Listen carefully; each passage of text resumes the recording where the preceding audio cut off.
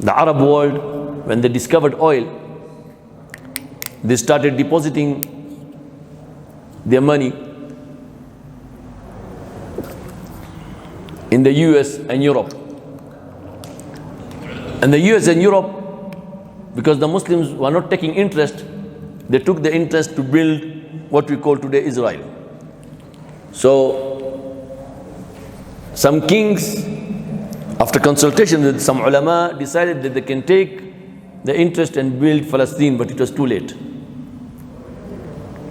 It was too late. Zakah, as I've discussed before, has got two main objectives. One is to feed the extremely famished and poor, and the second one is to empower Muslims. Sad to say today, most of the time when famine and drought hits our country, especially Kenya, it is the Muslim areas that are affected most. Yet sad to say today, if you stand outside on this road or on Mombasa road, most of the transporters are Muslims. We Muslims have got a large mass of wealth in our hands. But because we don't have Islam in us, we give zakah as if we are doing someone a favor. Zakah is not a favor, it's an obligation. In fact, the person receiving the zakah is doing you a favor. Because in the hadith it says, it will come a day when people will be so rich that a person will come with his zakah looking for someone to receive it. And when he'll go to someone and say, please receive my zakah, he'll say, if you had come yesterday, I had the need. Today I am rich myself. So zakah should not be just an assumption, an approximation. It should be calculated the same way you calculate your income tax. If you lie to the government about your income tax, you can be arrested and charged. The same way in zakah, if you play around on the day of Qiyamah, وَالَّذِينَ يَكْنِزُونَ الذَّهَبَ وَالْفِدَّةَ وَلَا يُنْفِقُونَ فِي سَبِيلِ اللَّهِ فَبَشِّرْهُم بِعَذَابٍ أَلِيمٍ يَوْمَ يُحْمَى عَلَيْهَا جِبَاهُهُمْ وَجُنُوبُهُمْ وَظُهُورُهُمْ عَلَى مَا كَنَزْتُمْ.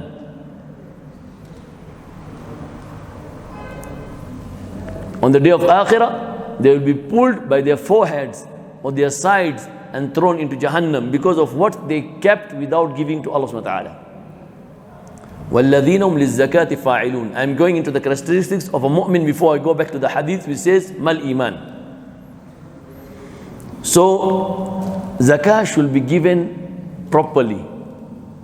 First and foremost, for those who are impoverished and poor and famished. Secondly, to empower the Muslims. I have seen people who come with zakahs of 80 million shillings. And then they hire lorries, they buy ungas of 2 kilo, rice 5 kilo, sugar and so forth, and they say we are going to give zakah to people every year. My dear brother, 80 million shillings, if you talk with the government and say, I am going to help with these people, this is charity, I want to help the poor with, it will not be taxed in the first place. Then you import either Ubers or tuk-tuks or motorbikes and give to the poor Muslim youth roaming around. You will have empowered the Muslim youth. You will remove their addiction to mirror. You will have reduced crime. Because when they have nothing to do, they go and sit in the shacks and start chewing mirror and start thinking of how they can get some easy money. 80 million, you can buy nearly 300 Ubers if they are tax-free. These are things I'm telling you, I cannot do everything myself. Go and register a masjid under tax exemption, or Zakat Kenya under tax exemption. Write to the government that I've got 80 million or 100 million. I want to import duty-free vehicles so as to give out to Muslims who are poor. There's only one catch here. Because zakah, you're supposed to give total ownership. You cannot make it under waqf. That's why zakah cannot be used to make the masjids or to pay the imams. You're supposed to give total ownership. So before you go into that, make sure you do your research that the people you are giving those vehicles so that they're going to business will not misuse them. But that should not stop you. That should not stop you from making sure that you empower the Muslim Ummah. If every year you remove 100 million and you empower 300 youth every year, in 10 years' time there will be no Muslim who will be poor. There will be no Muslim who will be poor. That's why Allah says, وَالَّذِينَ هُمْ لِلزَّكَاةِ فَاعِلُونَ. They act upon it. They don't just give it out. Isn't it said, وَالَّذِينَ هُمْ لِلزَّكَاةِ يَنْفِقُونَ أَمْ يُصَدِّقُونَ يَتَصَدَّقُونَ. He said, فَاعِلُونَ. They act upon it. They do proper research. But the problem with us is, we don't want to learn Islam the way Islam has been taught. We want it to follow our whims and whims. Now go back, I will leave the other ayahs, the characteristics, and says, أَن تُؤْمِنُ بِاللَّهِ وَمَلَائِكَتِهِ وَكُتُبِهِ وَرُسُلِهِ وَالْيَوْمِ الْآخِرِ وَالْقَدْرُ خَيْرِهِ وَشَرِّهِ مِنَ اللَّهِ تَعَالَى وَالْبَعْثُ بَعْدَ الْمَوْتِ. He says, Iman is believing in the oneness of Allah, believing that the angels exist, believing in all the prophets but following the teaching of the Prophet Muhammad sallam, believing in all the books. Most of us only know the 4 books: Tawrat, Zabur, Injil and Quran. But there's another book called Suhuf Ibrahim and Musa. That's why the Quran says Suhuf Ibrahim wa Musa. The Suhuf was given to Ibrahim alayhi salam.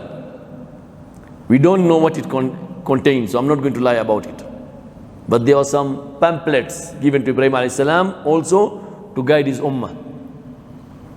Nuh alayhi salam was also given some guidance. So there are other books also.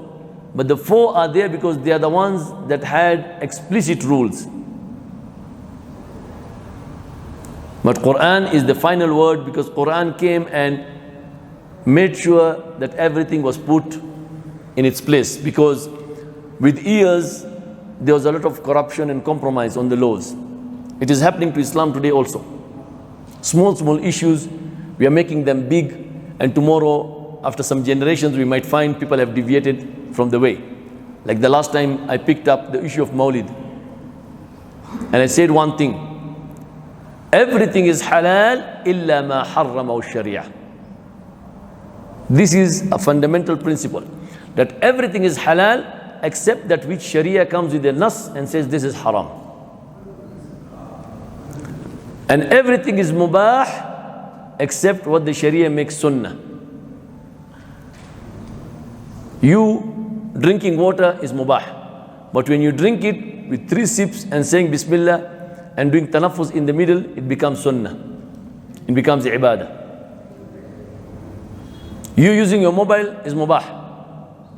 But if you are using that mobile to gain knowledge or to read Quran, it becomes a ibadah.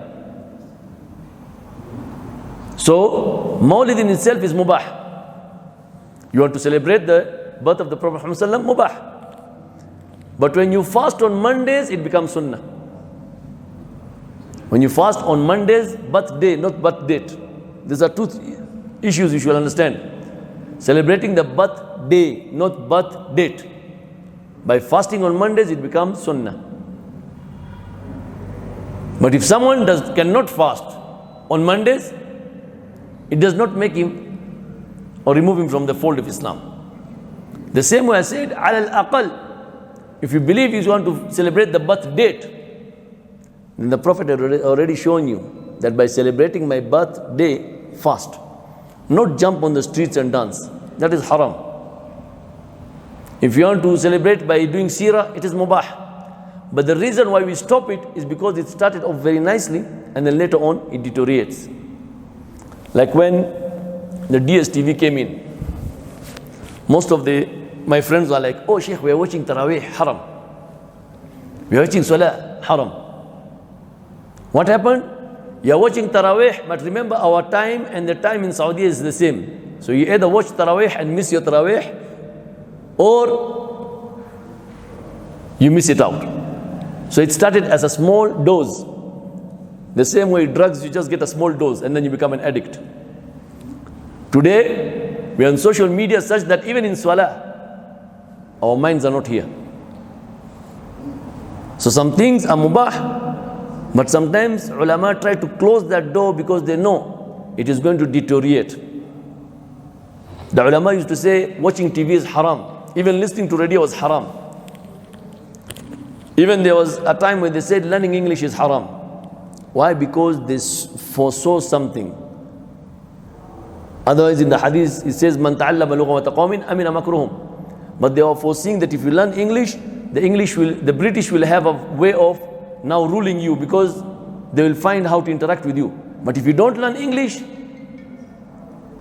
they will get fed up and run away. The same way if you come to the immigration at the airport and you say I don't know English, the immigration officers will roam around with you trying to get a translator.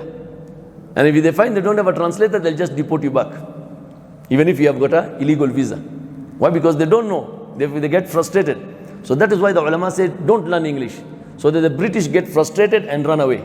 But sad to say, we didn't understand. And we said this ulama, they just give fatwas without looking. The same way they said TV is haram because they knew. And even today, on the social media, the ulama who are doing the bayan are very few who are beneficial. Most of them are attacking each other, which is haram also. So you should always know the use and misuse. And when a fatwa is given, don't just rush. Remember, a fatwa is only specific for a certain place. The fatwa given here is different from the fatwa given in Isiolo, because the situations are different. وَرُسُلِهِ, and believing in all his prophets. There are over 120,000 prophets, messengers. The most famous are 25 and some say 26.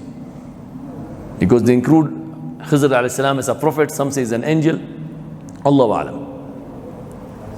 Out of this, there are 4 who had specific guidelines: Musa, Isa, Ibrahim, and Muhammad sallam.